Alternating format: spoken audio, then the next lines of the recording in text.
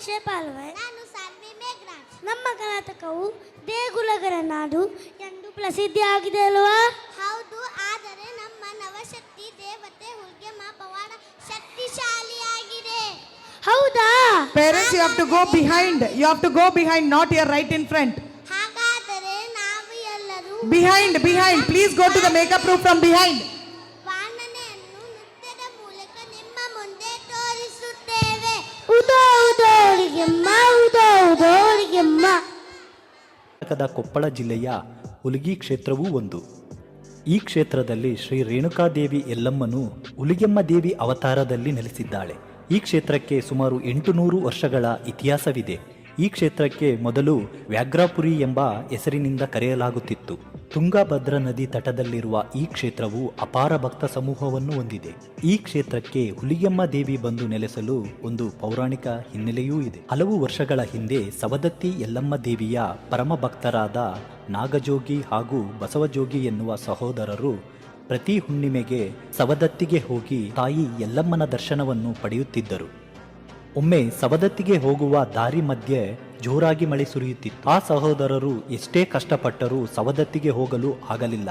ಆಗ ದಾರಿ ಮಧ್ಯೆಯೇ ನಿಷ್ಠೆಯಿಂದ ಯಲ್ಲಮ್ಮನನ್ನು ಧ್ಯಾನ ಮಾಡುತ್ತಾರೆ.